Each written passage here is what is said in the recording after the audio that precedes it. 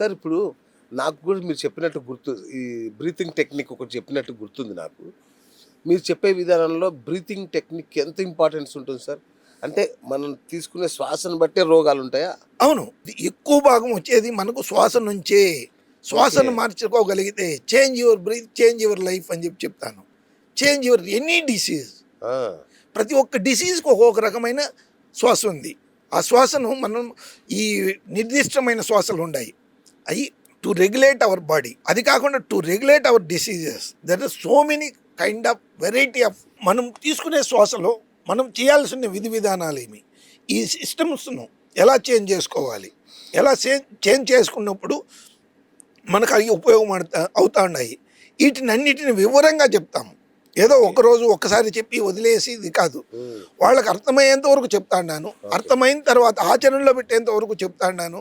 చెప్పిన తర్వాత వాళ్ళకు ఉపయోగపడిన తర్వాత మాత్రమే బదలావణి అని చెప్పేసి చెప్పొచ్చు. హ్మ్. Until and it is not a change, it is a just marking. Correct. ఈ దారి ఉండొచ్చు అనేసి మార్కింగ్ అవుతుంది. ఆ మార్కింగ్ కాకుండా రూట్ చేస్తాన్నాము, దారి చేస్తాన్నాము. ఆ దారిని మీరు అనుభవించండి, రైట్. ఆనందించండి, తృప్తిగా జీవించండి. జీవితం కాదు ఇది, ఆనందము. ఆనందంలో ఉండగలిగినప్పుడే, తృప్తిగా ఉండగలిగినప్పుడే మీకు ఆ జీవితం అవుతుంది. కానీ సార్ ఇప్పుడు ఇట్లాంటి లాంగ్ టర్మ్ డిసీజెస్ ఏవైతే ఉన్నాయో షుగర్ లాంటి వాటితో జీవితకాలం ఈ మందులు వేసుకునే వీళ్ళకి ఒక డిప్రెషన్ ఉంటుంది చాలా మందిలో. ఆ డిప్రెషన్ని ఎలా పోగొడతారు సార్ మీరు? అంటే ఈ క్రమంలో అది కూడా మీరు హ్యాండిల్ చేస్తారా?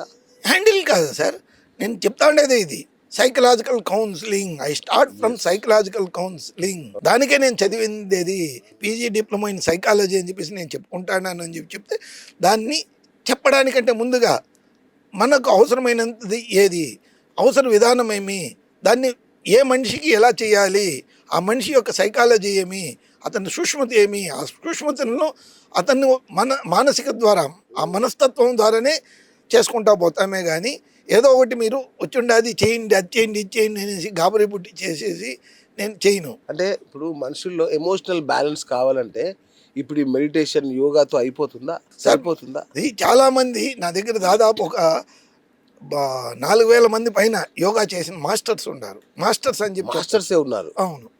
అది వాళ్ళు ప్రాక్టీస్ చేస్తా ఉన్నారు. ఆ, ఆ మాస్టర్స్కు ఏమేం చెప్తే వాళ్ళు చేసేది యోగానే, కాకపోతే వాళ్ళు ఆ బ్యాలెన్స్తో చేయడం లేదు. ఆ బ్యాలెన్స్తో చేయనప్పుడు వాళ్ళలో ఆ శరీరంలోని ముఖంలోని మార్పులు వస్తాయి. ఆ ఇంబ్యాలెన్సెస్, సైకోసొమాటిక్ ఇల్నెసెస్ అని చెప్పేసి చెప్పేది మనం. అవును.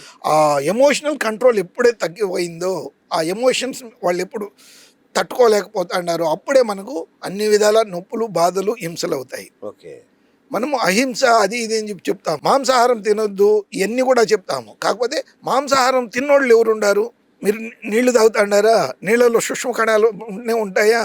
అప్పుడు మాంసాహారమేనా?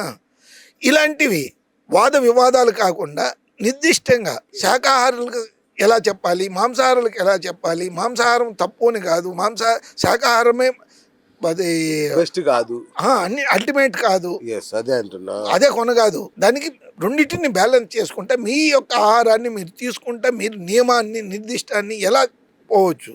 ఇత్ತೀಚಿನ రోజుల్లో చూస్తున్నాము చాలామంది దేవుళ్ళని తిట్టడము, దెయ్యాలను తిట్టడము, ఇవన్నీ ఫ్యాషన్ అయిపోయింది. వాళ్ళు అది కాదు, ఇంకొక మనిషిని విమర్శించడం కాదు, ఇంకొక మనిషికి చేతనైతే సాయం చేయండి, లేకపోతే దూరంగా ఉండండి. ఎవరిని మనము ద్వేషించడం, దూషించడం వల్ల మన శరీరంలో పెద్ద పెద్దవి రావు. లాస్ట్కి ఏమవుతాడారు, ఆ ద్వేషంతోనే, ఆ నెగిటివ్ ఫీలింగ్స్తోనే లాస్ట్కి వాళ్ళు ఏమవుతాడారనేసి అందరికీ మన సమాజంలో చూస్తున్నాము. ఏది కూడా అత్యంత దురంకారంతో దుఃఖాన్ని మీరు తెచ్చుకోవద్దు అని చెప్తాను. ప్రతి ఒక్కరికి మనం చెప్పేది మంచి సందేశం ఏమి అని చెప్తే, చెప్పాల్సిన విషయం ఏమి అని చెప్పి దుఃఖానికి మీరే మూలము, దుఃఖించొద్దు, మీరు బాధపడకూడదు, ఇంకొకరిని బాధ పెట్టొద్దు. నలుగురిని బాధ పెట్టిన వాళ్ళు ఎవరైనా చూడండి, ఎక్కడైనా చూడండి, వాళ్ళు అనుభవించిన సంతోషపడ్డ చరిత్రలో లేదు అసలు. ఎక్కడ కూడా. నేను మనం హిందూ సంస్కృతిని బాధించినారు, లేకపోతే ఇంకొక సంస్కృతిని బాధించలేదు, ఇది కాదు నేను చెప్పేది. నేను ఒక హిందూ, నా తల్లిదండ్రులు హిందువులు, నేను దాన్ని గౌరవిస్తాను.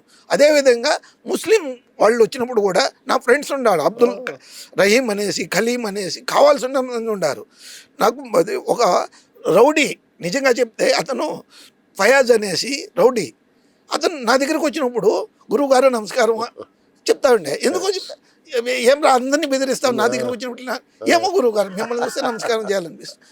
అది వాళ్ళ ఇష్టము. అది మీ సంస్కారం, ఆ, మీ శాస్త్రం, మీ విజ్ఞానం. నా దగ్గర ఉండే పేషెంట్లు పోయేవాళ్ళు పక్కకు, ఆ, వాడు వచ్చిన వెంటనే పోయేవాళ్ళు. సార్ మీ దగ్గరికి వచ్చినప్పుడు మాత్రం ఇంత బాగుంటాడు, మమ్మల్ని హింసిస్తాడు సార్ అని చెప్పేసి ఒక కాయగూరల మ్యామ్ అడిగింది. నాకు తెలియదమ్మా, అతను చనిపోయే రోజు ఇది ఇట్లాంటి అంతా చేయొద్దురా, తొందరగా చచ్చిపోతావురా అని చెప్పి కూడా నేను తిట్టినాను. బా గురుగారు మీరు చెప్తా అన్నారు, నాకు ఇంకా అలవాటు అయిపోయింది, నేను తట్టుకోలేను, నాకు ఆదాయం ఉండేది అదే అని చెప్పేసి చెప్పినాడు. అతన్ని చంపేసినారు పాపం ఇదిలోనే. అట్లాంటప్పుడు కూడా మనము నేను చెప్పేది ఇదేనే, మీరు బాధపడొద్దు, వేరే వాళ్ళని బాధించవద్దు. మన హిందూ, మనం గౌరవాన్ని చూస్తాము, అవును. మనం వాళ్ళని గౌరవిస్తాము, Correct. వాళ్ళు మనకు గౌరవిస్తారు. అవును. అది వేరే చోట లేదు. అవును. మిమ్మల్ని మీరు గౌరవించుకోండి, ప్రతి ఒక్కరు మిమ్మల్ని గౌరవిస్తారు. ఉమ్. మనం అది నాకు వాళ్ళు తెలుసు వీళ్ళు తెలుసు అనేదానికంటే నాకు నేను తెలిసినా, నిన్ను నేను అర్థం చేసుకున్నానా, అప్పుడు సంతోషపెడతాము. లేకపోతే ఏమవుతాము, బాధ అనేది మనల్ని హింసిస్తుంది. మన ఎన్నెముక మనం చూసుకోవడానికి వీలు లేదు. అవును. కాకపోతే ఎన్నెముకను సరిగా నిలబెట్టుకోవాలి, అప్పుడు మాత్రమే ఉంది. ఆ ఎన్నెముకలో సర్వం ఉండాది, కుండలిని యోగా ఉండాది అని చెప్పి చెప్తాము, కుండలిని శక్తి ఉండాది అని చెప్పి చెప్తాము. అవును. ఎందుకు చెప్తాన్నాము, అది ఉంది నిజము. మన ఋషిమునులు అందరూ కూడా అనుభవించినారు, చేశారు, నిరూపించారు కూడా. నిరూపించినారు, అనుభవించినారు, ఆనందపడినారు. మనం ఆనందాన్ని ఎందుకు తీసుకోకూడదు?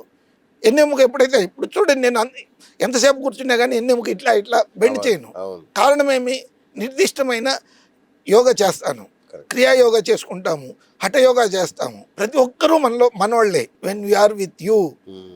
మనకు వేరే వాళ్ళతో కాదు మనకు కావాల్సింది.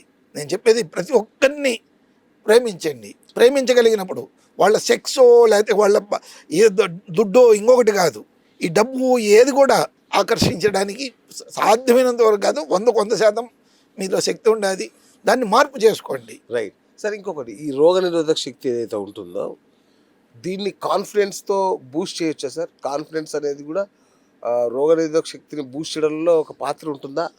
పాత్ర అనేది కాదు సార్, నేను ఫస్ట్ నుంచి చెప్పేది ఒకటి, కన్విన్సింగ్ కాన్ఫిడెన్స్. ఓ ఓకే. మిమ్మల్ని మీరు నమ్మించగలిగిన శక్తి.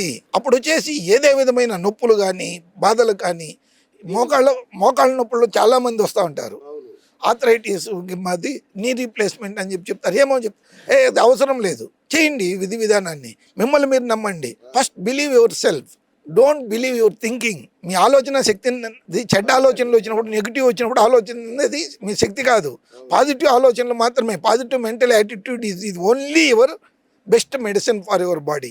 మీకు అన్ని విధాల ఫీల్ హ్యాపీ కెమికల్స్ని మీరు సెక్రెట్ చేసుకోవచ్చు. వీటన్నిటిని మనము మార్కెటింగ్ ఉపయోగించుకోకూడదు.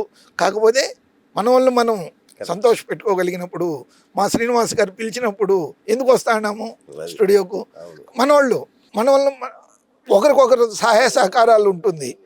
ఈ కాన్ఫిడెన్స్ కావాలి. ఆ కాన్ఫిడెన్స్ ఉన్నప్పుడు మాత్రమే ఏదే నొప్పులైనా ఏది ఉన్నా కానీ అంత దూరం నుంచి వస్తాము, కూర్చుంటాము, మాట్లాడతాము సంతోషంగా. మా స్టూడియో అనేసి ధైర్యంతో మాట్లాడగలము. వేరే వాళ్ళ దగ్గర పోయినప్పుడు వేరే వాళ్ళ విధి విధానాలే ఉంటాయి, వాళ్ళు మాట్లాడడం